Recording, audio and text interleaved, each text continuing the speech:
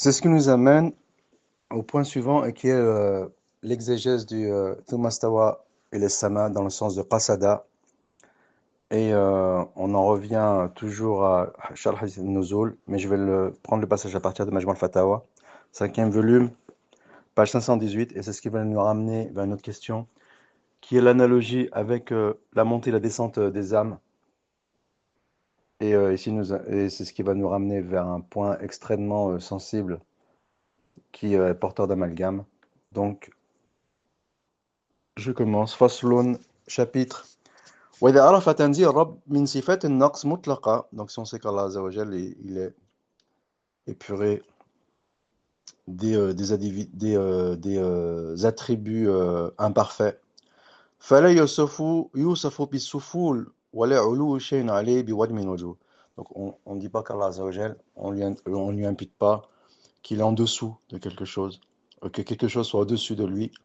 بل هو العلي الأعلى الذي لا يكون إلا أعلى. Donc Allah Azza wa Jal, il est au-dessus et c'est un attribut qui lui est intrinsèque et constant. وهو الظاهر الذي ليس فوق شيء. Donc il est l'apparent au-dessus de qui il n'y a rien. كما أخبر النبي صلى الله عليه وسلم أنه ليس كمثله شيء فيما يوصف به من الأفعال اللازمة والمتعدية. Donc Allah Azza wa Jal, rien ne lui ressemble dans les attributs qui sont caractéristiques, que ce soit des attributs qui sont lazima, intrinsèques, ou muta'addiya, on va dire muta'addiya qui sont des attributs qui sont en relation avec la création. Lan nuzul wa l'istiwa ghayr dhalika. Lan nuzul, donc la descente, l'istiwa wa ghayr dhalika. Fayajib ma'a dhalika ithbat ma athbatu li nafsi fi kitabi ala lisani rasuli. Donc ici il est en train de théoriser la question, mais bien sûr en même temps il faut attribuer au Seigneur ce qu'il lui s'est attribué à lui-même dans les textes scripturaires de l'islam, wal-adillatul aqliya sahih, qui sont en phase avec les preuves rationnelles, tuwafiq dhalika al-watu naqiduhu, donc les preuves rationnelles, les vraies preuves rationnelles, donc qui sont en phase avec la raison saine, qu'on peut appeler éventuellement la raison pure. L'autre fois j'ai dit, je m'en suis abstenu du terme, je reviendrai sur ça à l'avenir. Est-ce qu'on peut appeler l'aql salih raison pure? Je m'étais abstenu parce que raison pure, ici, on fait allusion à une raison qui est absolue. C'est dans ce sens-là que je n'ai pas accepté le terme. Mais si on entend par raison pure une raison saine, je dis pourquoi pas. Donc je reviendrai sur ce point à l'avenir. Et donc, voilà qui nous et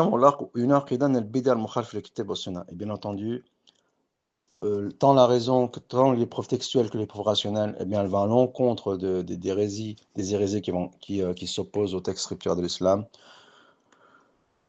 Et wassalaf, donc les anciens, bel sahaba tabi'un bi ihsan, et donc les compagnons et leurs successeurs fidèles, كانوا يقرون أفعال من الاستواء والنزول وغيرها مما هي عليه. Donc ils reconnaissaient les actions comme l'istiwa et le nuzul. قال أبو محمد بن أبي حاتم في تفسيره أخبرنا عصام من الرواد قال حدثنا آدم قال حدثنا أبو جعفر عن الربيع عن أبي العالية ثم استوى إلى السماء يقول ارتفع ثم استوى إلى السماء dans le sens ارتفع, donc il s'est élevé. قال وروي عن الحسن يعني البصري والربيع بن أنس مثله كذلك. وذكر البخاري في صحيحه في كتاب التوحيد قال أبو العالية استوى للسماء ارتفع فسوى خلقهن. ارتفع, donc il s'est levé dans l'ambition entre guillemets de créer les cieux.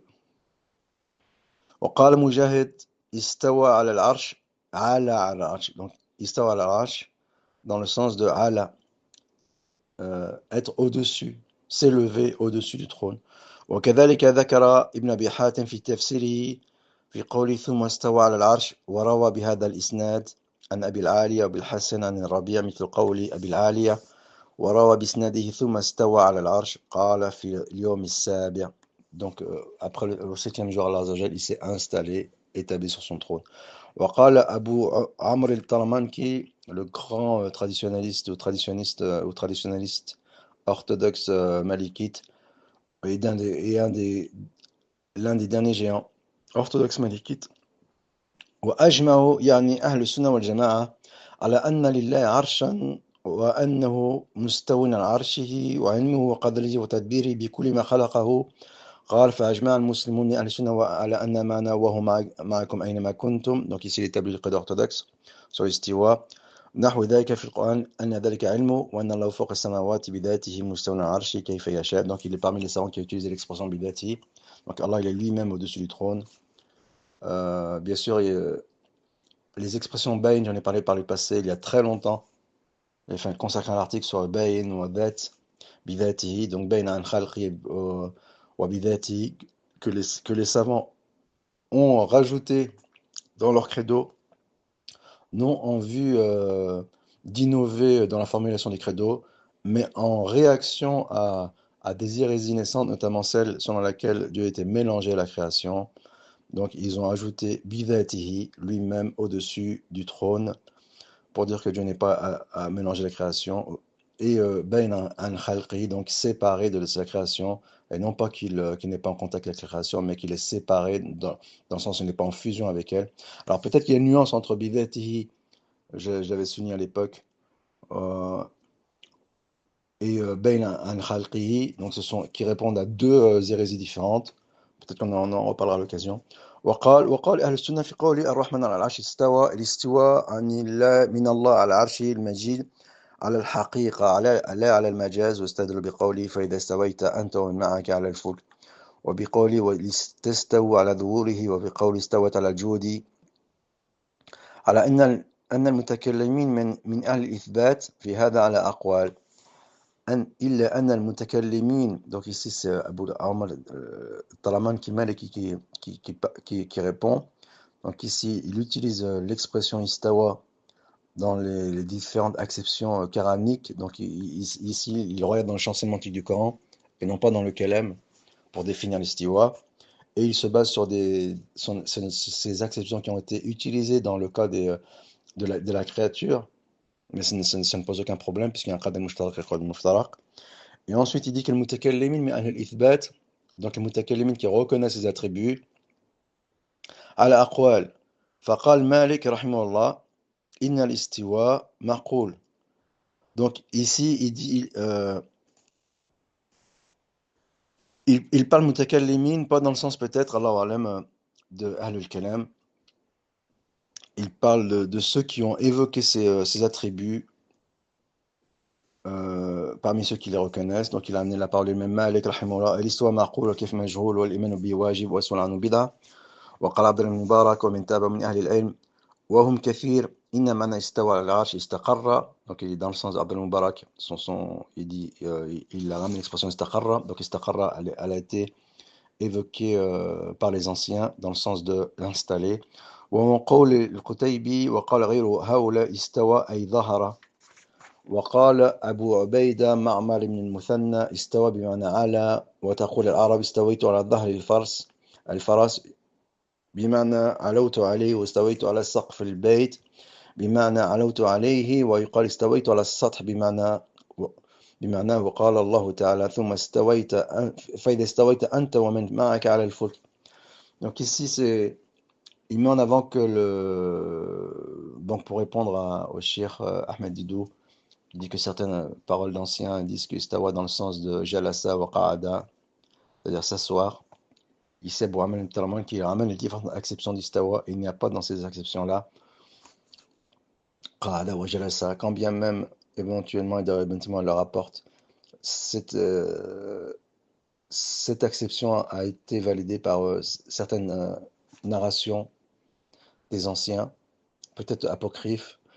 Donc ici, nous avons affaire à une problématique, mais ce n'est pas en raison de la présence de cette problématique qu'il faut déconstruire la méthodologie des anciens et dire que eux ils avaient un vocabulaire et nous le nôtre, et ensuite construire par rapport à ça une nouvelle méthodologie qui consiste à appréhender ces attributs selon la vision des modernes. Ce n'est absolument pas la position d'Ibn Taymiyyah. D'ailleurs, cette vision qui consiste à faire un syncrétisme avec l'acharisme, elle est extrêmement problématique. elle déconstruit la méthodologie des anciens qui a été théorisée par Ibn Taymiyyah rahimahullah ta'ala. On reviendra probablement sur son point à l'avenir. Donc, واستويت على السد بمعنى ثم وقال واستوى على العرش بمعنى أعلى على العرش.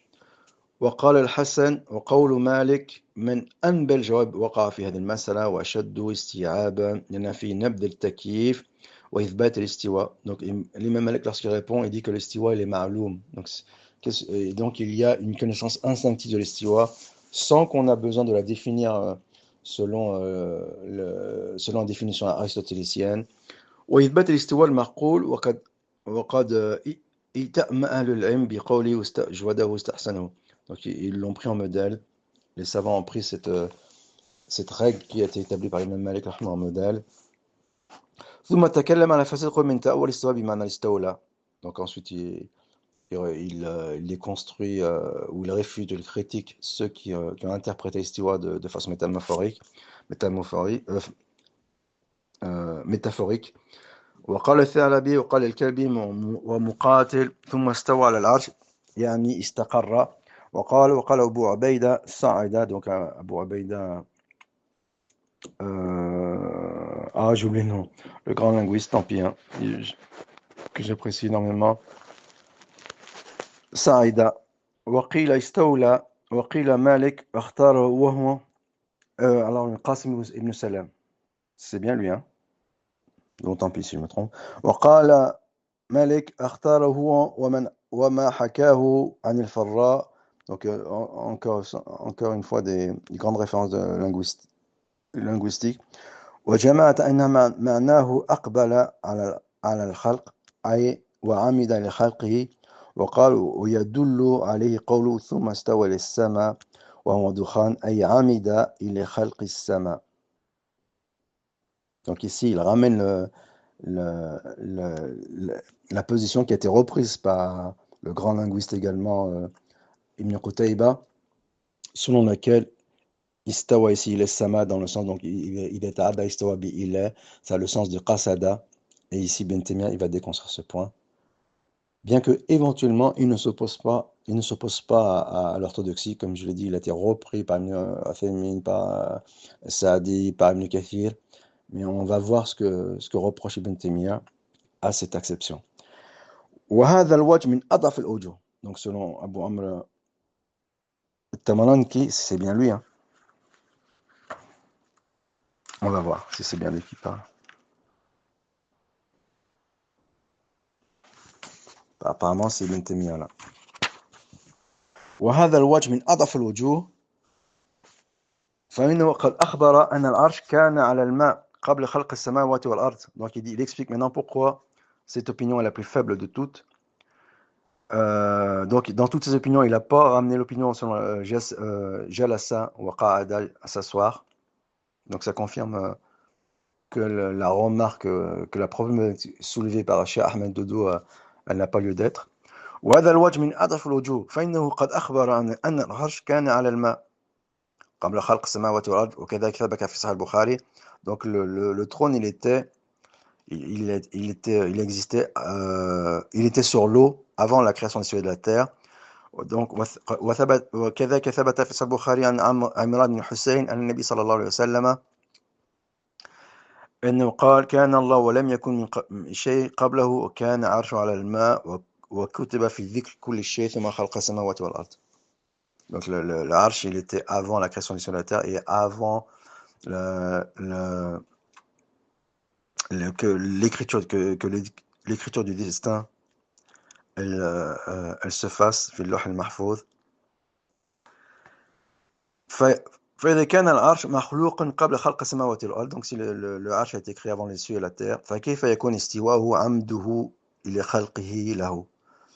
Donc comment se peut-il que l'istiwa, donc ici il explique où est la problématique, que l'istiwa soit dans le sens qu'il a l'intention de le créer ou de le créer. ولو كان هذا يعرف في اللغة لو كان هذا يعرف أن استواء على كذا بمعنى أنه عمد إلى فعله وهذا لا يعرف قط في اللغة. Il dit donc que ce sens il n'existe pas au niveau de la langue arabe, لا حقيقة ولا مجاز, ni dans le sens premier littéral, ni dans le sens métaphorique. ولا في نظم ولا في نثر. Alors, ni dans le style, j'ai oublié narratif, voilà, j'ai oublié, hein. Ni en prose ni en vers. ومن قال استوى بمعنى عمد ذكروا في قوله ثم استوى إلى السماء وهي دخان لأنه عُدي بحرف الغاية كما يقال عمدت لكذا وقصدت لكذا ولا يقال عمدت على كذا ولا قصدت عليه مع أن ما ذكر في تلك الآية لا يعرف في اللغة أيضا. Donc d'un point de vue linguistique, cette acception elle n'est pas elle n'est pas valable. Mais la première problématique qu'il a soulevée, j'avoue qu'un un peu confuse. فكيف يكون استواءه عمده إلى خلقه له. Donc il y a d'abord l'existence du trône. Ensuite, il a créé les cieux et la terre. Et si le trône a été créé avant les cieux et la terre, euh, comment dans ces conditions, l'istiwa, il peut avoir le sens de l'intention, amdu ila khalqi lahu, l'intention de créer, mais on ne sait pas s'il parle du arsh, le arsh. Donc ici, c'est un peu confus, ici, j'avoue. Mais tant pis, on va continuer la démonstration du shir. وإنما هذا القول أمثاله. Donc, qu'est-ce qu'il dit? Pour revenir, il dit لا يعرف في اللغة أيضا, dit même istawa, il est dans le sens de qasada, parce que ce n'est pas istawa ala. Donc, contrairement à istawa ala qui veut dire effectivement s'élever, mais de dire que istiwa, il est dans le sens de qasada et non pas de s'élever, il dit que ça va à l'encontre de la langue également. ولا يقوه ونقول أحدا من مفسر السلف, dit que les anciens ne l'ont jamais interprété de cette façon. Donc c'est paradoxal avec le fait que Ibn Kathir il l'interprète de cette façon. بل المفسرون من السلف قولهم بخلاف ذلك كما قدمناهم من بعدهم وإنما هذا القول وأمثاله ابتدع في الإسلام. Il dit que cette parole elle a été innovée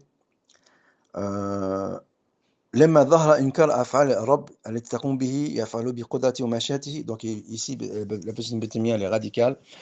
Il dit qu'elle a été innovée à l'époque des hérétiques qui ont renié les attributs d'action. Et donc qui sont liés à la volonté et à la puissance du Seigneur.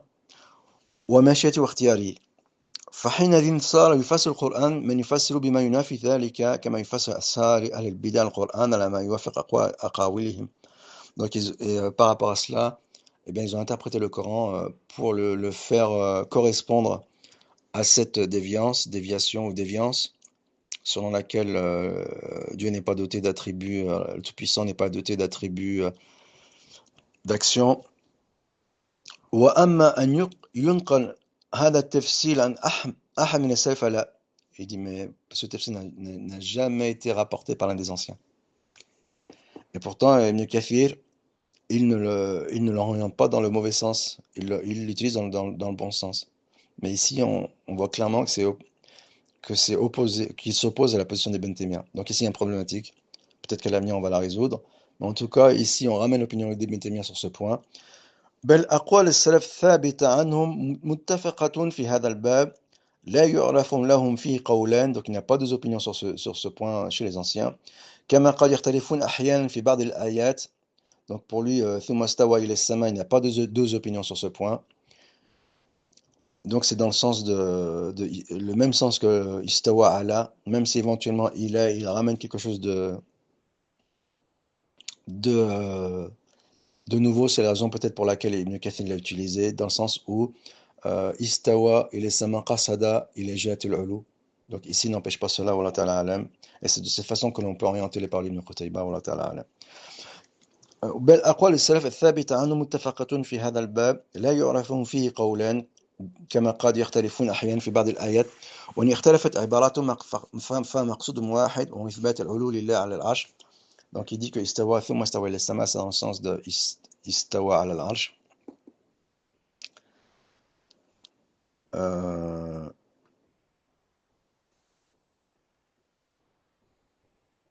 hmm, j'ai compris. فكيف يكون استواء عمده إلى خلقه له. Donc ici, il dit que après la création, ثم استوى إلى السماء وهي دخان, c'est-à-dire que ici, istawa على العرش,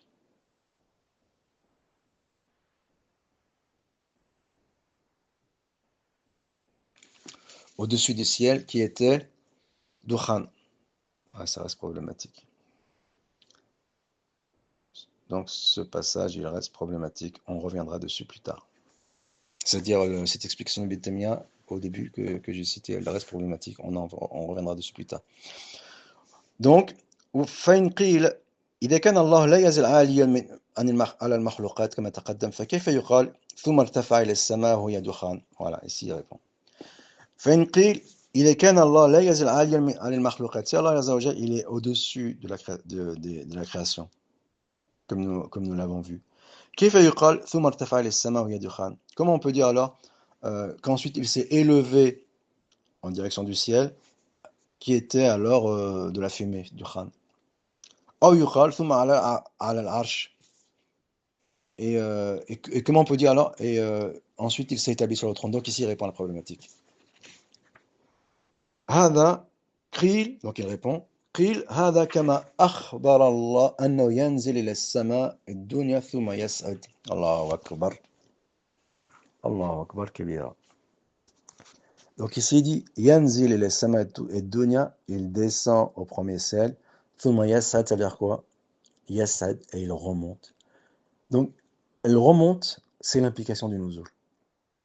Si on dit qu'Allah Azza wa Jal, il n'est pas établi sur son trône, si on dit qu'Allah Azza wa Jal, il ne descend pas du haut vers le bas, eh bien cela sous-entend qu'il ne remonte pas. Et si Ibn Taymiyyah, il établit clairement le retour, c'est-à-dire que Allah Azza wa Jal, il remonte. Thumma yas'ad, il monte. Allahu Akbar. Wa ruwiya thumma ya'rij ou ya'ruj. Donc, comme dans le Mi'raj, c'est un mouvement du bas vers le haut. وهو سبحانه لم يزل فوق العرش. Et en même temps, Allah Azza wa Jal, il est au-dessus du trône, constamment. فإن صعوده من جنس نزوله. Donc, de la même manière que son nuzul, il n'implique pas que le trône il soit vacant, donc son expression elle est extraordinaire. فصعوده, donc sa montée vers dans le sens inverse, eh bien, elle n'implique pas que le trône il soit vacant en ce moment-là. وإذا كان في نزول لم يسر شيء من المخلوقات فوقه. Donc si lorsqu'il descend, eh bien ça n'implique pas que les créations soient au-dessus de lui. فهو سبحانه يسعد وإن لم يكن منها شيء فوقه. Donc ça n'implique pas que au moment où il remonte, que les créations elles soient au-dessus de lui.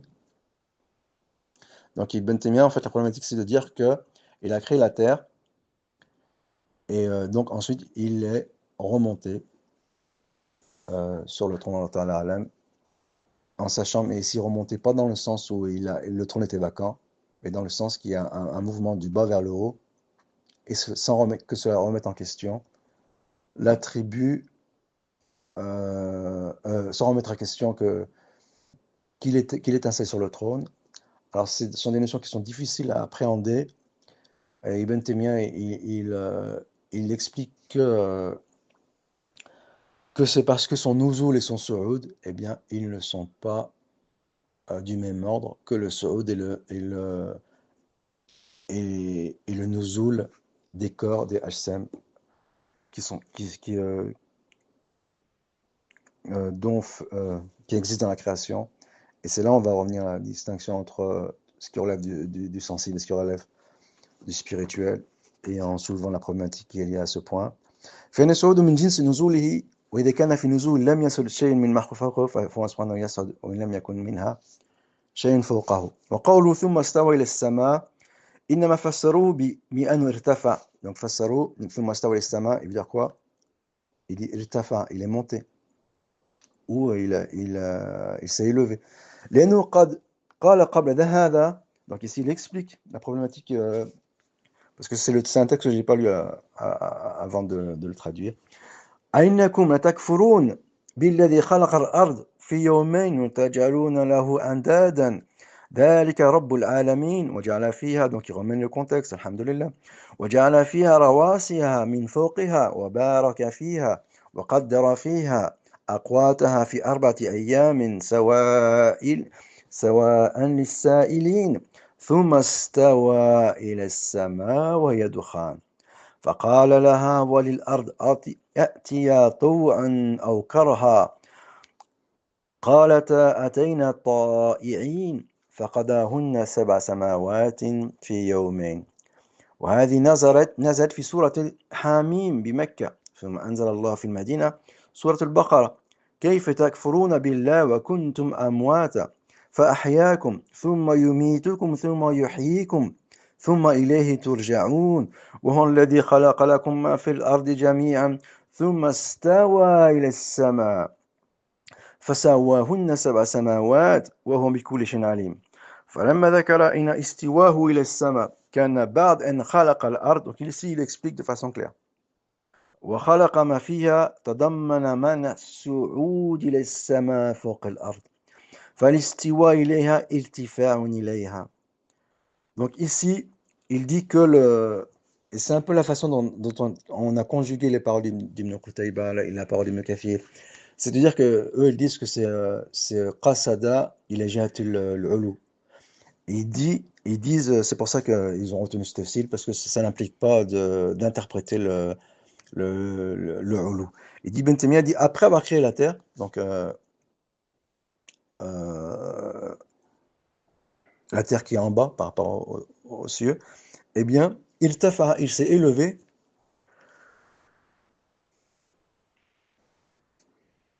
Il s'est élevé, ou il est monté pour créer le ciel qui est au-dessus de la terre. Et il dit que cette élévation ou cette action, elle ne remet pas en question que Allah Azza wa Jalla, il est sur son trône.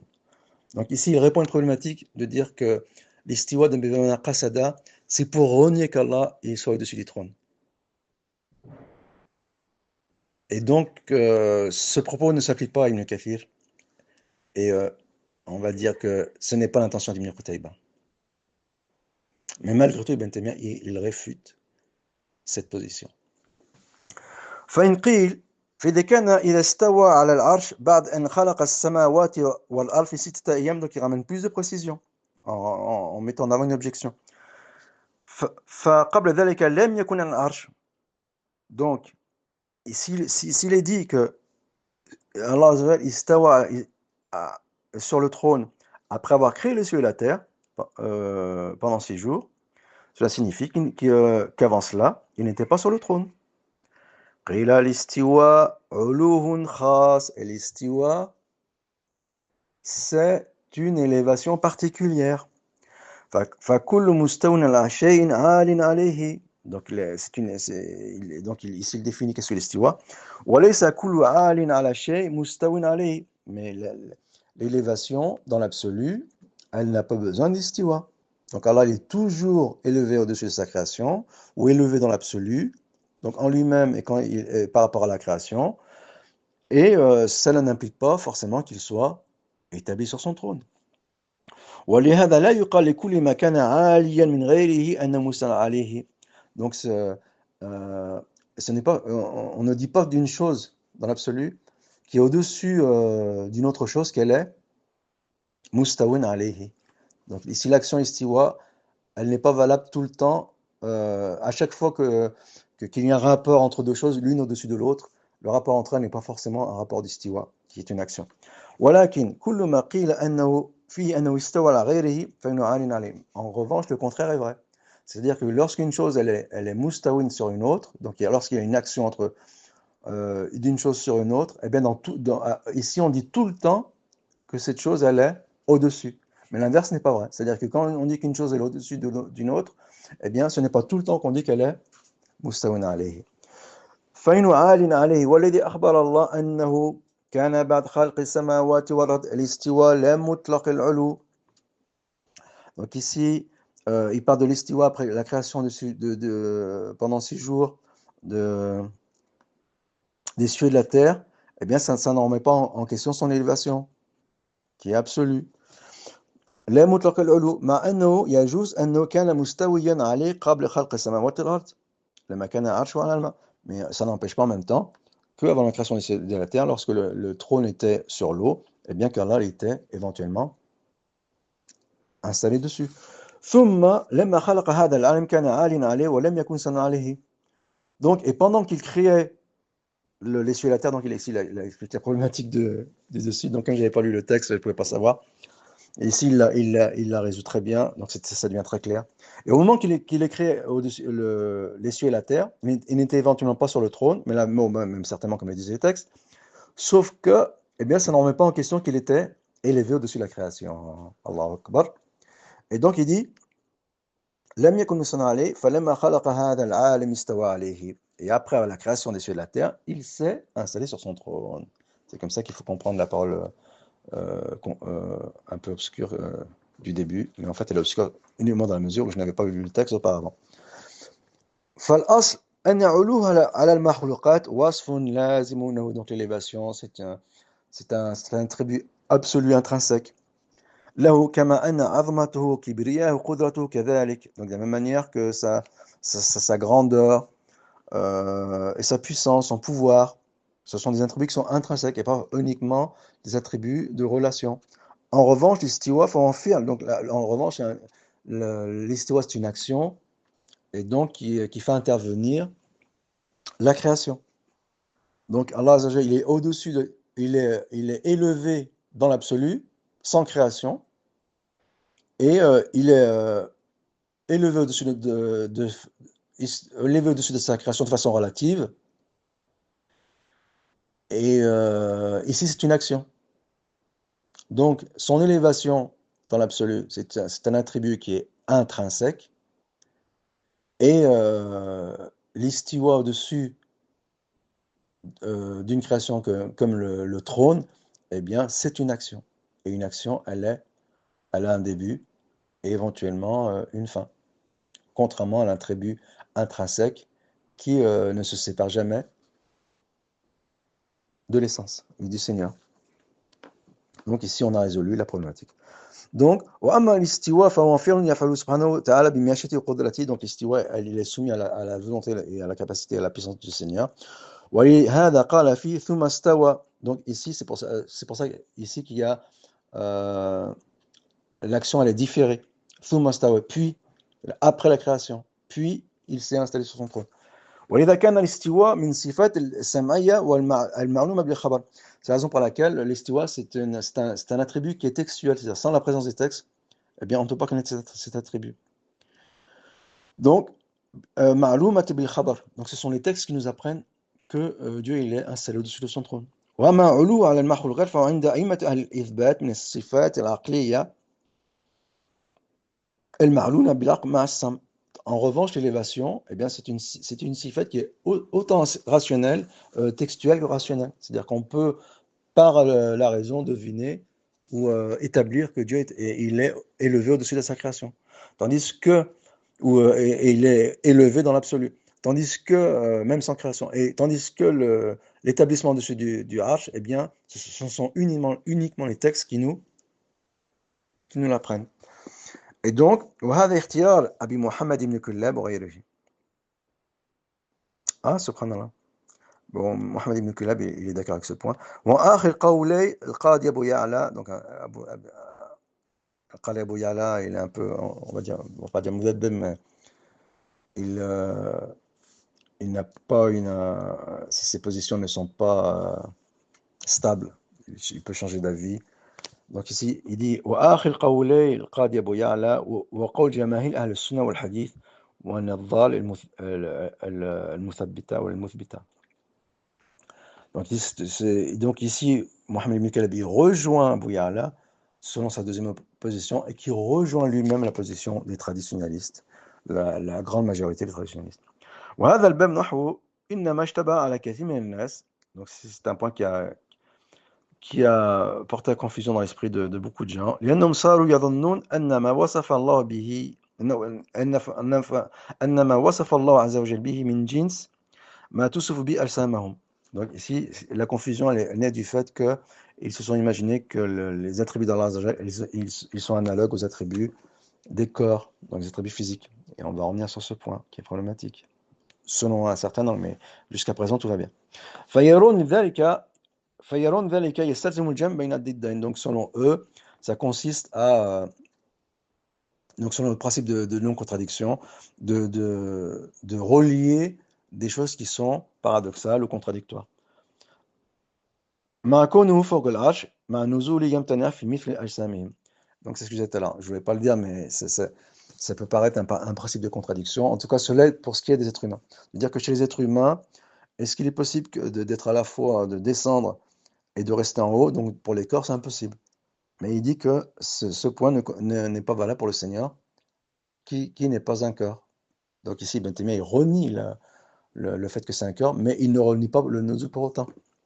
ولكن مما يسعى عليه معرفة إمكان هذا معرفة أرواح صفات وأفعالها. Donc ici, il relie la chose. Pour bien comprendre, eh bien, il faut faire un parallèle ou une analogie avec le ruh qui relève du monde spirituel. Et donc, il faut pas, ici, il faut pas faire, c'est ce que disent nos amis, Salaf al-Mutakallima, ils disent qu'il ne faut pas faire l'analogie avec le monde physique, mais il faut faire l'analogie avec le monde spirituel, et ça, c'est problématique. On va revenir sur ce point. Parce que c'est pas ce que dit exactement Ibn Taymiyyah. Il dit qu'il faut faire une analogie avec les âmes qui, elles, sont à la fois, c'est ce qu'il va dire, à la fois, et il ne va pas dire parce qu'elles sont spirituelles, il ne va pas dire ça. Et contrairement au monde physique, il n'est pas en train de dire ça là.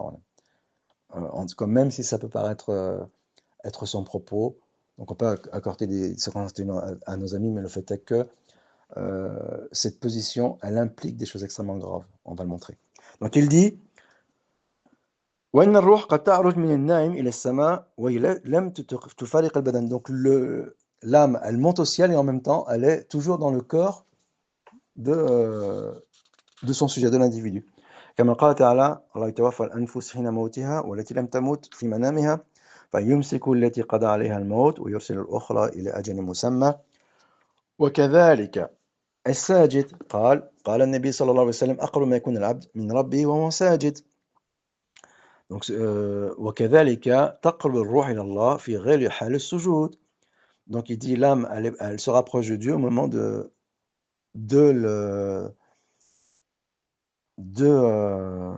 la prosternation. Effectivement ici c'est un rapprochement spirituel. Mais est-ce que quand l'âme elle monte au ciel, c'est une montée spirituelle? On va revenir sur ce point. ولهذا يقول بعض السلف القلوب جوالة قلب يجول حول العرش وقلب يجول حول الحش. Donc il dit ici, donc c'est effectivement ici dans ce cas précis une montée spirituelle, mais il n'a pas fait pour cette analogie pour dire qu'il y a deux mondes, un monde physique et un monde spirituel. Pourquoi? Parce que ça sous-entendrait que Dieu est abstrait. Et là, la problématique, elle est immense. Et on rejoindrait le Dieu aristotélicien, si tant est qu'il l'appelait Dieu, le moteur premier qui est immobile, immatériel. Notre ami nous a dit que la main d'Allah est immatérielle. Donc ici, les conséquences sont terribles. Ça signifierait que l'essence, elle est immatérielle. Ce n'est pas ce qu'il dit, mais là, on parle des conséquences pour déconstruire son propos, puisque si les implications, elles sont fausses, donc forcément, l'opinion, elle est fausse. Et donc, ici, il va parler de la relation entre l'esprit et le corps, donc on va revenir. ثم قبلت الروح وعرج بها إلى الله في أدنى زمان. Donc, lorsque le mort il rend l'âme, et bien son âme elle monte au ciel. ثم تعاد إلى البدن, ou lorsqu'il dort. Donc ensuite son âme elle redescend. ثم تعاد إلى البدن فتسأل وهي في البدن. Donc même après la mort, donc elle redescend ensuite dans le cœur, et ensuite elle reçoit le questionnement des anges. ولو كان الجسم هو الصاعد النازل لكان ذلك في مدة طويلة. Donc si c'était le corps qui devait monter et redescendre, ça se produirait dans une période qui est plus longue. Donc il dit ici, donc c'est l'âme. Et là, encore une fois, il y a l'opposition âme spirituelle et corps physique. Alors là, ici, il y a une problématique.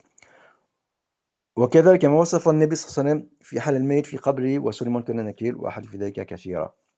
Donc ici, je vais m'arrêter ici pour ce pour ces passages ici, il va parler de l'âme.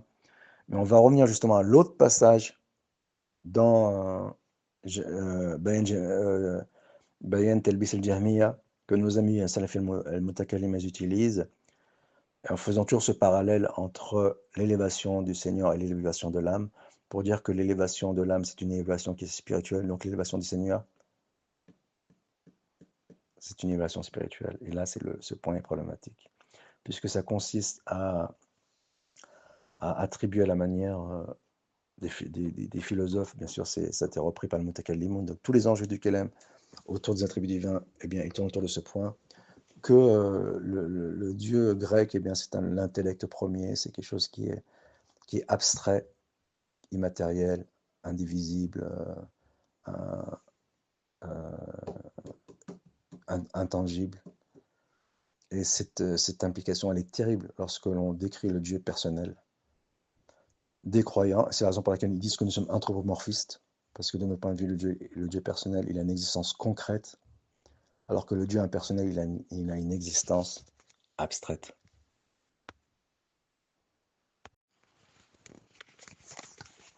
Donc c'est ce qui nous ramène à Bayan Talbis al-Jahmiya, volume 4, page 54. Et ici, ce passage, il est problématique à double titre, puisque c'est ce passage qu'utilise Salafi al-Mutakallima pour dire que, à juste titre, dans un premier temps, que la descente du Seigneur est différente de la nôtre. Mais le problème ici, ça pose deux problématiques. La première, c'est de dire que si on compare la descente du Seigneur avec celle des hommes, ça va dire que l'existence du Seigneur, elle est abstraite, puisque spirituelle. Donc c'est problématique. Et de dire, déjà, le simple fait de dire que les anges, j'en ai parlé une fois au Cheikh Hafidallah, Cheikh Anas, qu'il ne faut pas dire immatériel lorsque l'on parle des anges, même si bien sûr on peut comprendre son intention, mais ce n'est pas adéquat de dire pour les anges qui sont immatériels, parce qu'ils ont une existence concrète et réelle, elle n'est pas spirituelle. Et c'est la même chose pour l'âme. L'âme, elle a une existence concrète, elle n'est pas spirituelle. Lorsqu'elle elle se sépare du corps, les yeux la suivent du regard. Donc après, il y en a qui font une distinction entre les corps légers et les corps lourds. Mais en fait, quand Ibn Taymiyyah il parle de corps en opposition à l'âme, eh bien c'est problématique. En tout cas, les implications elles sont problématiques. Ça signifierait que la descente du Seigneur elle est spirituelle, d'une part, ou que le Seigneur lui-même il a une existence spirituelle, comme les anges et l'âme. Si on dit que les anges et l'âme sont spirituels. Donc c'est la première problématique. Deuxième problématique, eh bien ça permet de dire, même si ce n'est pas le cas au premier abord, de dire que Ibn Taymiyyah, il interprète le nuzul, et pour lui, c'est le nuzul, il est sans mouvement, sans déplacement. Donc après avoir évoqué la double problématique, on va lire le passage en question, page 54. ومن هنا يظهر الجواب مما ذكره ابن حزم وغيره في حديث النزول.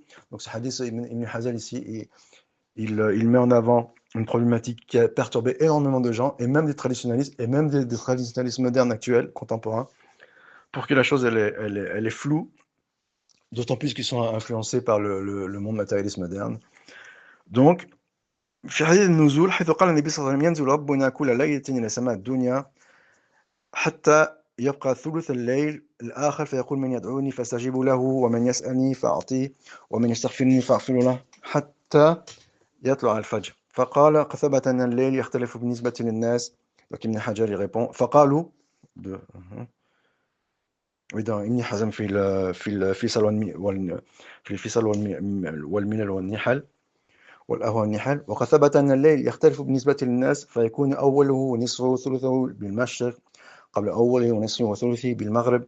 قالوا فلو كان هذا النزول والنزول المعروف لازم أن ينزل في جميع أجزاء الليل إذ لا يزال في الأرض الليل. قالوا أو لا يزال نازلا صعيدا وجنبين ضدين. Et dit donc, ça impliquerait que Dieu il est constamment en train de monter, en train de descendre, pour des considérations qui sont relatives, c'est-à-dire que la nuit, elle est relative, elle est, lorsqu'il fait nuit à un endroit, il ne fait pas nuit ailleurs, et ainsi de suite. Donc, et comme la nuit, elle a lieu 24 heures sur 24, et que le tiers de la nuit, il a lieu 24 heures sur 24, donc ça signifierait que Dieu est constamment en train de monter et de descendre. Et Ibn Hazm dit que c'est impossible de conjuguer entre des choses qui sont contraires. Dans l'absolu, le raisonnement il est juste, mais Ibn Taymiyyah il va répondre à ça. de dire que les choses, que les contraires sont incompatibles, de lier les contraires est incompatible dans l'absolu, mais Ibn Taymiyyah, il va répondre à ces problématiques.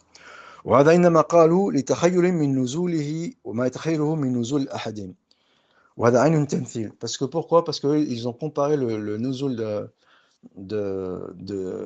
du Seigneur Tout-Puissant avec le nuzul de l'être humain. Et il dit ça, Ibn Taymiyyah, il dit que ça, oui, effectivement, cette ressemblance, c'est de l'anthropomorphisme. Mais quand il dit que c'est l'anthropomorphisme, il n'est pas en train de dire qu'il n'y a pas de nuzul du haut vers le bas. C'est pas dans ce sens-là qu'il dit ça, Ibn Taymiyyah. De toute façon, ici, on fait la démonstration. ثم إنهم بعد ذلك جعلوه كالواحد العاجز منهم الذي لا يمكن أن يجمع بين الأفعال ما يعجز غيره من جمعه. Ils disent qu'il est impossible pour l'homme d'être à la fois au-dessus du trône et en haut et en bas. Il dit ce n'est pas le cas pour le Seigneur. وقد جاء الأحاديث بأنه يحاسب خلقه يوم القيامة كل منهم يرى مخليا به ويتجلى ويناجيه. Donc il dit le jour de la résurrection, Allah Azza wa Jal, il fera le compte à chacun en même temps. Et actuellement, lorsqu'Allah Azza wa Jal, il entend les voix de tout le monde en même temps. Et il répond à celui qui l'implore, à tous ceux qui l'implorent, et même si, s'ils sont une grande multitude à le faire en même temps. Donc, il dit qu'ici, la comparaison, elle ne tient pas.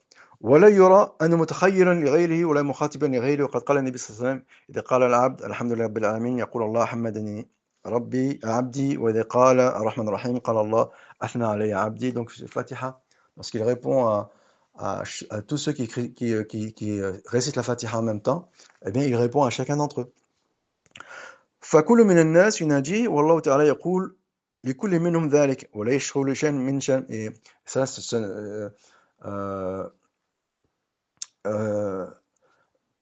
Dieu n'est pas submergé par la multitude de personnes qui l'interrogent, qui l'implorent en même temps. وذلك كما قيل لابن عباس كيف يحاسب الله تعالى الخلق في ساعة واحدة. Comment Allah Azza wa Jalla, on demande à Ibn Abbas, il peut juger tout le monde dans un même instant. فقال كما يرزقهم في ساعة واحدة. De la même manière qu'il pourvoit à leurs besoins dans un même instant. ومن مثل المفعولات التي خلقها بمفعولات غيره فقد وقع تمثل للمجوس قدرية فكفى مثل أفعاله بنفسه أو صفاته بفعل غيره وصفاته. مثل المفعولات التي خلقها بمفعولات غيره فقد وقع تمثل للمجوس القدرية فكيف بمن مثل أفعاله بنفسه وصفاته بفعل غيره وصفاته. Bon, c'est un peu compliqué, on va passer, surtout que là, il nous reste peu de temps avant de finir. ويقال لهؤلاء أنتم تعلمون أن الشمس جنس واحد. Donc ici, il explique, il donne un exemple avec le soleil. وهي متحركة حركة واحدة متناسبة لا تختلف. Donc il dit que le soleil il est constamment en mouvement. ثم أنها بهذه الحركة الواحدة تكون طالعة على قوم. Et pourtant, avec un seul mouvement, eh bien, le soleil, en même temps, il illumine une partie du monde et l'autre partie du monde, elle est dans la nuit. Donc, الواحدة تكون طالعة على قوم غاربة عن آخرين وقريبة من قوم بعيدين آخرين. En même temps, il est proche et des uns et il est loin des autres. فيكون عند قوم منها ليل. Donc, en même temps, avec le même mouvement du soleil, il y a la nuit chez les uns et le soleil chez les autres. Et en même temps, chez les uns, on en été, chez les autres, on en hiver. En même temps, il fait chaud chez les uns et froid chez les autres. فإذا كانت حركة واحدة يكون عنها ليل ونهار في وقت واحد لطائفتين وشتاء الصيف في وقت واحد طائفتين فكيف يمتنع على الخالق كل شيء الواحد القهار أن يكون نزوله لعباده ونداه وإياهم في ثلث الليل وإن كان مختلفا بالنسبة إليهم وهو سبحانه لا يشغل شأن من شأن ولا يحتاج النزول على هؤلاء. Donc il dit, si dans le soleil qui est une créature, eh bien, de façon relative, il a plusieurs fonctions à la fois, et il dit, eh bien, a fortiori, le Seigneur, il peut avoir plusieurs fonctions à la fois. Et c'est-à-dire être à la fois au premier ciel et établi sur son trône. il dit ثم ينزل على هؤلاء بل في الوقت الواحد الذي يكون ثلثا عند هؤلاء وفجرا عند هؤلاء يكون نزول إلى السماء هؤلاء الدنيا وصعود إلى السماء الدنيا هؤلاء الدنيا. Donc il n'y a pas de mal à dire que pour les uns il descend et pour les autres il monte, et que tout en étant établi sur son trône. فسبحان الله الواحد القهار سبحان رب العزة سبحان ربك رب العزة عما يصفون وسلام على المرسلين والحمد لله رب العالمين. ويقال لهؤلاء كما قيل للرازي وأمثاله. Donc ici il répond الرازي من حكم هل حكم الحس والخيال والعقل الذي به تعلم الجسميات مقبول في الربوبية ومردود، فإن كان مقبولا بطل قوله كله حيث أثبت حيا عالما قادر لا يتحرك ولا يسكن ولا يقرب ولا يبعد. Donc ici pour eux, en fait ici il dit que à travers ce qu'on appelle la théologie négative, de dire Dieu n'est pas, Dieu n'est pas, Dieu n'est pas. En fait, on arrive à la divinité ou au Dieu, au principe premier grec, que Dieu n'est ni, et qu'il est simple, abstrait, et que toutes les caractéristiques du vivant, eh bien, elles ne sont pas chez ce Dieu qui est purement abstrait, purement, qui relève purement de l'imagination, et qui n'a aucune réalité concrète, et que d'ailleurs, il dit, Ibn Taymiyyah, parfois on arrive à s'imaginer des choses qui sont impossibles dans l'esprit et qui sont plus parfaites que ce Dieu grec, le principe premier. وقال فإن كان مقبولا بطل قوله كل حيث أثبت حيا عالما قادرا لا يتحرك ولا يسكن. Donc il n'est ni en mouvement, ni en repos, لا يقرب ولا يبعد. Il ne s'approche pas, il ne s'éloigne pas. ولا يفعل بنفسه فعلا. Il ne fait aucune action. وزعمت مع هذا أنه غير عاجز. Et en même temps ils disent qu'il n'est pas incapable. ولا مقيد ولا ممنوع. وإن كان مردودا بطل ما ضربته من الأمثال في رد حقيقة ما أخبر به عنه الصادق المصدوق الذي هو أعلم به ومنك من أمثالك. Il dit toutes ces objections, eh bien, ça n'en remet pas en question les paroles du prophète sallallahu alayhi wa sallam. Et comme dit l'imam Ahmed, ça, le propos est valable pour le Salafi al-Mutakallima qui se revendique de l'imam Ahmed. Eh bien, نؤمن بها على ظاهرها والكلام فيه بدعة ولا نجادل فيها. Et il dit aussi, Ibn Taymiyyah, donc il parle, comme on l'a dit tout à l'heure, il parle de Su'oud, et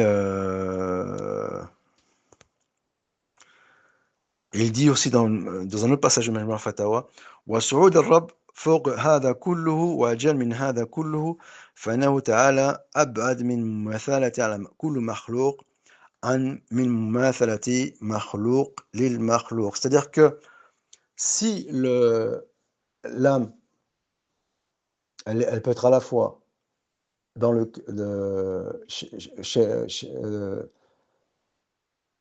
dans le corps et à la fois monter au ciel, eh bien, donc il faut revenir sur la question, là, j'ai pas les termes exacts, eh bien, a fortiori, et Dieu, il peut être à la fois, il peut à la fois remonter, donc c'est une implication de la descente, donc Ibn Taymiyyah, il reconnaît la descente, il reconnaît la montée, et s'il reconnaît la montée, donc il reconnaît la descente, et le fait de faire cette comparaison avec l'âme, ça n'en met pas en question qu'Ibn Taymiyyah, il reconnaît le mouvement du haut vers le bas. Et si c'est possible, donc cette particularité elle est possible pour l'âme, donc a fortiori elle est possible pour Dieu, en sachant qu'ici, selon une opinion, l'âme elle est immatérielle et donc spirituelle. Ça signifierait deux choses, que la descente de Dieu elle est spirituelle, et ce n'est pas ce que dit Ibn Taymiyyah, même si ici il prend un exemple d'un être entre guillemets spirituel, mais il y a confusion sur la chose, parce que est-ce que l'âme elle est spirituelle ou non? Certains disent que c'est un corps et qu'il est matériel, même s'ils disent que c'est un corps léger. Et deuxième chose, c'est de dire que la descente en elle-même, elle est spirituelle, donc ça revient à renier la descente, alors qu'Ibn Taymiyyah, il reconnaît la descente, puisqu'ici, il parle dans le contexte du Su'ud. Donc s'il y a un Su'ud, s'il y a une élévation du bas vers le haut, c'est qu'au départ, il y a une descente du haut vers le bas. Wabillahi tawfiq. Il est intéressant aussi que Ibn Taymiyyah, il ramène une parole de son grand-père, donc c'était la référence hanbalite, au sujet de l'attribut du magie, donc un attribut d'action, magie qui consiste à venir, donc qui est lié aussi à l'attribut du nuzul, donc qui implique le mouvement et le déplacement. Donc il ramène la parole de Ibn Zaruni dans le Hanbali. وقال الشيخ علي بن عبيد الله الزاغوني وقد اختلف كلام إمامنا أحمد في هذا المجيء هل يحمل على ظاهره ولا يدخل التأويل على الروايتين. Donc est-ce que le magie, est-ce qu'on prend au sens apparent littéral? Donc encore, ce point va réfuter encore, il va donner plus de clarté au point précédent. Donc il va réfuter encore le Salaf al-Mutakallima, va donner plus de clarté sur la comparaison avec le ruh, avec l'âme qui serait matérielle. Et donc ça impliquerait que le nuzul est matériel ou que Dieu était matériel. Donc ces deux implications, elles sont aussi fausses l'une que l'autre. وقد اختلف كلام إمامنا أحمد في هذا المجيء هل يحمل على ظاهره وهل يدخل التأويل على الروايتين. Donc ici on est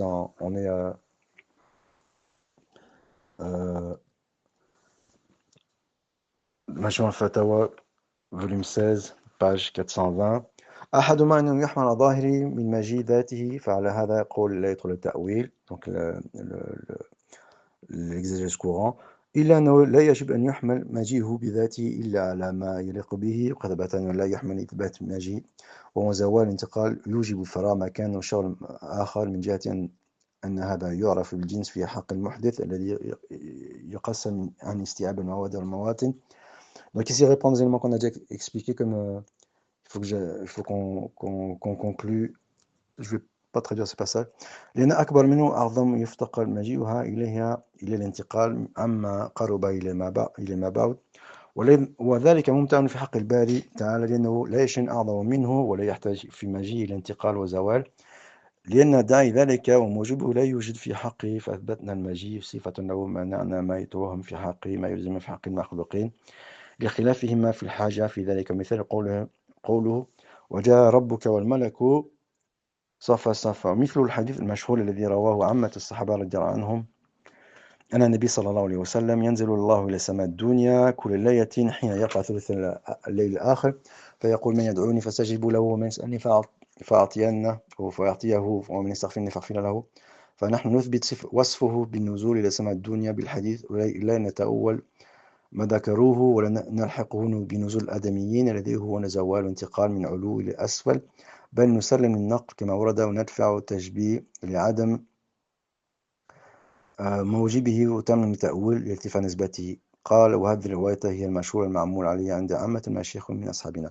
Donc dans la première opinion c'est de reconnaître le nuzul au sens littéral du terme mais en disant que c'est sans déplacement ni mouvement et c'est ce que nos amis ils imputent à Ibn Taymiyyah alors que c'est effectivement l'opinion du grand-père donc qui ramène l'opinion du Muzaraouni mais si Ibn Taymiyyah il va répondre. قلت وأما كون إتيانه ومجيء ونزول ليس مثل إتيان المخلوقين مجيء ونزوله فهذا أمر ضروري متفق عليه بين علماء السنة وبينه عقل فإن الصفات والأفعال تتبع الذات المتصفة الفاعلة فإن كان ذات مباينة لسائر ذوات ليست مثلها لازم ضرورة أن يكون صفاته مباينة لسائر الصفات ليس مثلها ونسبة صفات الذات كنسبة صفة الكون الموصوف لذاته ولا ريب أنه العلي الأعلى العظيم فهو أعلى من كل شيء وأعظم من كل شيء فلا يكون نزوله وتيانه بحيث تكون مخلوق تحيط به أو تكون أعظم منه وأكبر من هذا وأكبر هذا ممتنع. Donc dit qu'il est impossible que la création soit au-dessus de lui. وأما اللفظ الزوال والانتقال il dit il est ici il est en train de remettre en question ce que disait Arouni qui a été utilisé par son grand-père. Donc implicitement, il répond à son grand-père. Donc c'est le mouvement, les déplacements que notre ami dit que pour Ibn Taymiyyah, le nuzul, il est sans mouvement de déplacement. Donc ces termes sont ambigus. وإذا كان هل الحديث والسنة فيه من الأقوال كعثمان بن سعيد الدارمي il revient à Uthman بن سعيد الدارمي وغيره أنكر على الجهمية قولهم إنه لا يتحرك. Donc Abu Sa'id Uthman الدارمي il reproche au Jahmi de dire qu'Allah qu'il ne provient pas de mouvement du Seigneur. Donc c'est ce qu'on a réfuté hier. وذكروا أثرا أنه لا يزول وفصلوا الزوال بالحركة فبين عثمان بن سعيد أن ذلك الأثر إن كان صحيحا لم يكن حجة لهم لأنه في تفسير الحي القيوم ذكروا عن ثابت دائن باقي لا يزول عما يستحقه كما قال ابن إسحاق لا يزول من مكانته. قلت والكلب بنفسه الذي روى هذا الحديث هو يقول استوى على العرش استقر ويقول ثم استوى إلى السماء صعد إلى السماء. Donc on a vu ici les différentes acceptions de l'istiwa. Il a أما الانتقال. Donc ici Ibn Taymiyyah il a déconstruit l'opinion rapportée par le grand-père de Zarouni, que le grand-père il rapporte de Zarouni pour l'intiqal, pour le haraka, ce qu'ils entendent zawal c'est disparaître, comme l'astre qui disparaît. Et il dit أما الانتقال, donc le déplacement, فابن حامد طائفة يقولون ينزل بالحركة وانتقال. Donc Ibn Hamid il dit qu'il descend avec le mouvement et déplacement. Donc tout à l'heure c'était zawal ou intiqal, c'est disparition et déplacement. Et ici c'est pour ce qui est de Abu Hamid, c'est mouvement et déplacement.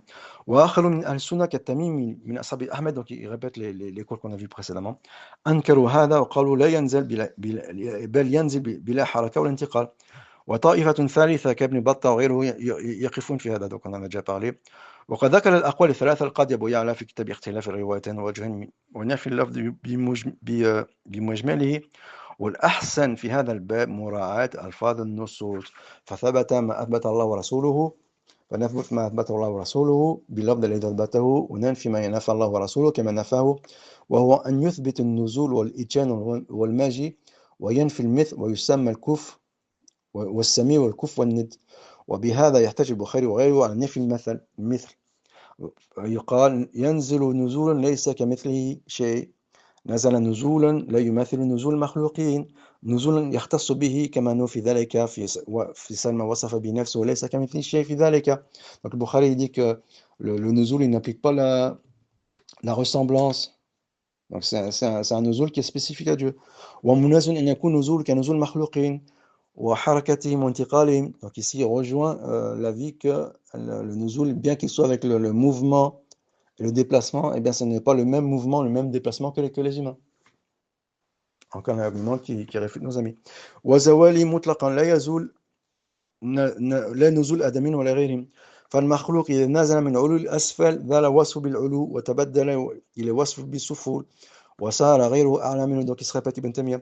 وربط على لا يكون شيء أعلى منه قط بل هو العلي الأعلى ولا يزال هو العلي الأعلى مع أنه يقرب عباده ويدن منهم وينزل إليه حيث يشاء ويأتي كما شاء وهو في ذلك العلي الأكبر العلي الأعلى الكبير المتعالي علي في ذنوه قريب في علوه فهذا وإن لم يتصف به غيره فالعجز المخلوق أن يجمع بين هذا وهذا. Donc chez l'être humain effectivement il ne peut pas être à la fois au-dessus et il ne peut pas à la fois descendre et au-dessus de la création, mais ce n'est pas le cas chez le Seigneur. بل يعجز أن يكون هو الأول والآخر والظاهر والباطن والأداء. Parce que Allah, il est toutes les choses, il est les quatre à la fois. Dieu, il est à la fois apparent et caché. Il est à la fois le premier et le dernier. Et ce qui est contradictoire, ces quatre éléments à rassembler entre eux, eh bien, ils sont en apparence contradictoires. Ils seraient contradictoires s'ils étaient affiliés à la création. Mais dans le cas du Seigneur, ils ne sont pas en opposition ni en contradiction. ولذلك قيل لأبي سعيد الخراز بما عرفت الله قال بالجمع بين النقيضين. Donc comment tu as connu ton Seigneur? Comment tu connais ton Seigneur? Il dit en rassemblant les impossibles, les choses contradictoires. C'est pas impossible les contradictions. C'est celui qui réunit les contradictions, eh bien il est le Seigneur tout-puissant. Donc il s'agit pas de contradiction absolue. Donc que les philosophes, les chrétiens ne viennent pas de dire, vous dites qu'il est possible de rassembler les contradictions. Ici, il ne s'agit pas de contradiction dans l'absolu, on dit de contradiction chez l'être humain. Mais il y a des choses qui sont impossibles en elles-mêmes. Comme rejoindre les contraires, en elles-mêmes, elles sont impossibles. Mais ici, on rejoint les contraires qui sont impossibles chez l'être humain, mais qui ne sont pas impossibles pour Dieu, et non pas dans l'absolu. C'est-à-dire que dans l'absolu, il y a effectivement des éléments contraires qui sont impossibles qui sont inconciliables, voilà, qu'on ne peut pas réunir. كما اجتمع له أنه خالق كل شيء من أفعال العباد وغيرها من الأعيان والأفعال وما فيها من الخبث وأنه عدل حكيم رحيم أنه يمكن من مكنه من عباده يمكن من مكنه من عباده من المعاصي ما قدرة على منعهم وفي ذلك حكيم عادل وأعلم العالمين وأحكم الحاكمين وخير الفاتحين يعلم ما بين أيديهم وما خلفهم فإن لا يحط علما وأعلم ذلك أولى وأحرى وقد سهلوا عن الروح فقيل لهم الروح من أمر ربي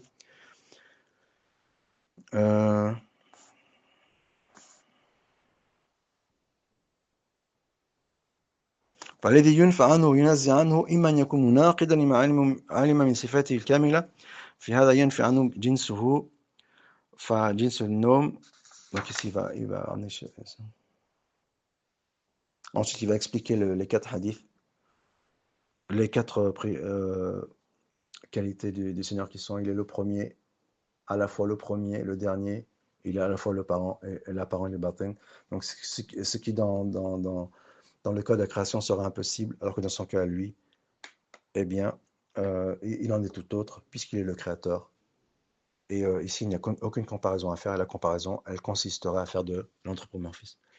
Et encore une fois, ce n'est pas de la même considération que le fait de renier, que le fait d'établir que les impossibles peuvent se rejoindre, puisque ce sont des impossibles dans l'absolu, et non pas des impossibles relatifs dans le sens où c'est impossible chez l'être humain, et ce n'est pas possible chez les seigneurs.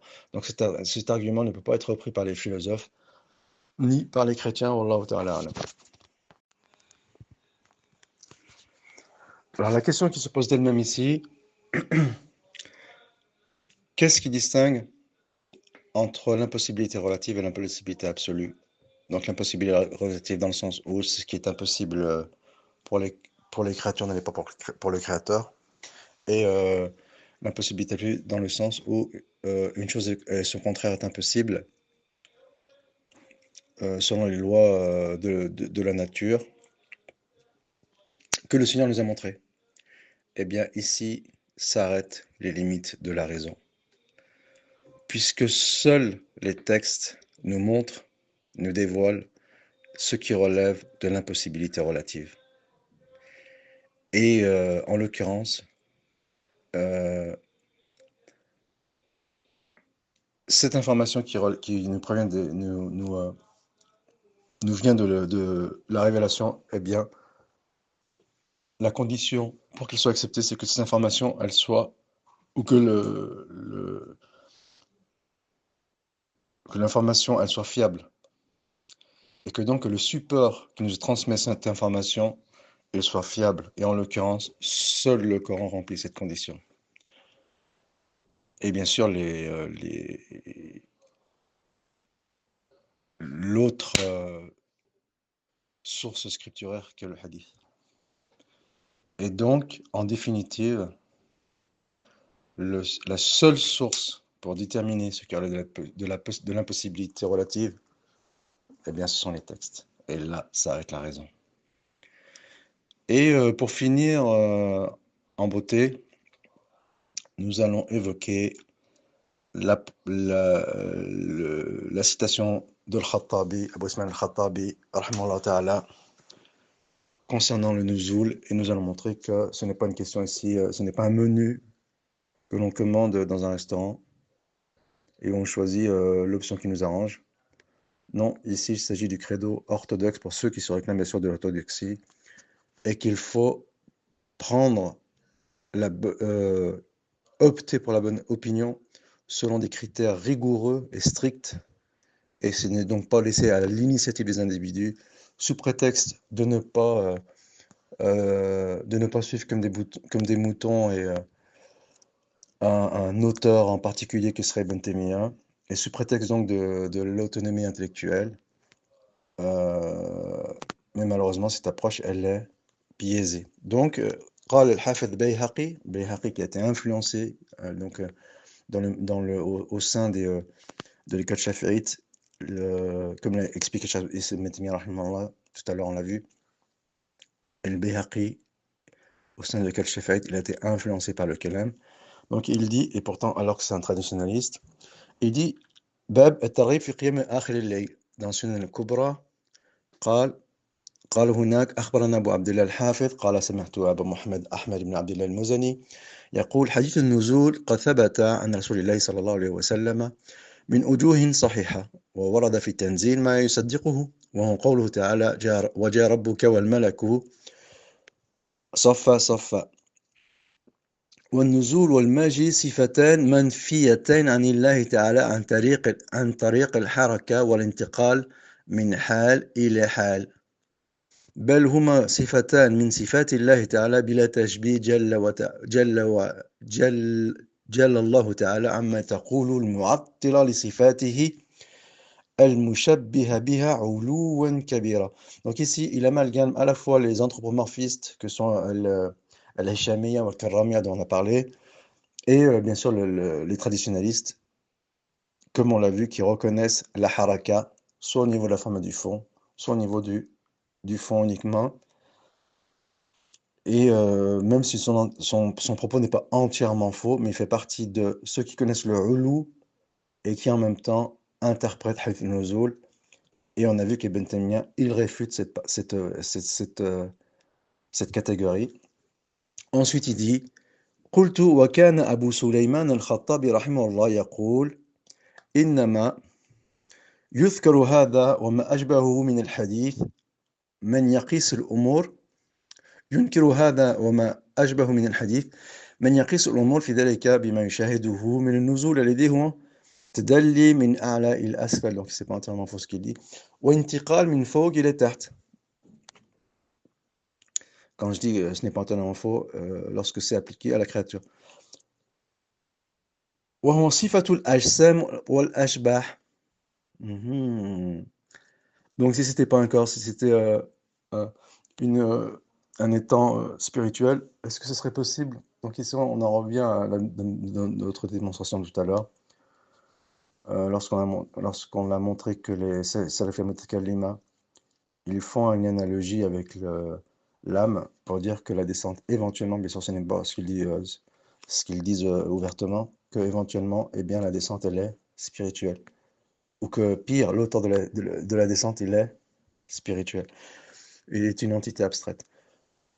Donc وصفة الأجسام والأشباح فأما نزول من لا يستولي عليه صفات الأجسام فإن هذه المعاني غير متوهمة فيه وإنما هو خبر عن قدرته ورأفته بعباده. Donc ici il a fait l'interprétation du nuzul وعطفه عليهم واستجابته دعائهم ومعرفته لهم يفعل ما يشاء لا يتوجه على صفاته كيفية ولا على أفعاله كيمية سبحانه ليس كمثله شيء وهو السميع البصير. Donc bien sûr il est éloquent, ce n'est pas entièrement faux ce qu'il dit, mais malheureusement en même temps ce n'est pas entièrement vrai. Ensuite, l'autre citation pour ce qui est d'Ibn Qutayba, on pourra amener une citation où il reconnaît les attributs, mais bon, c'est évident, on n'a pas besoin de le faire. Mais l'autre citation de Al-Khattabi, elle est intéressante à plus d'un titre. Notamment, il dit قال الإمام الخطابي في كتابه معالم السنن وقد زل بعض الشيوخ أهل الحديث. Donc ici, il s'attaque à l'orthodoxie. Alors que lui-même, il est affilié à l'orthodoxie, mais il a été imprégné a été influencé par l'acharisme. Donc on a dit que l'acharisme, il a pénétré les rangs des 4 grandes écoles, notamment le shafi'isme. Donc Ibn Taymiyyah il a réfuté ce point, on l'a vu.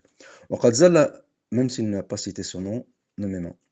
وقد زل بعض شيوخ أهل الحديث ممن يرجع لمعرفته بالحديث والرجال فحاد عن هذه الطريقة حين راوى حديث النزول ثم أقبل على نفسه فقال إن قال قائل كيف ينزل ربنا إلى السماء. Si quelqu'un nous demande comment notre Seigneur descend, قيل له, donc c'est un traditionnaliste qui émet ce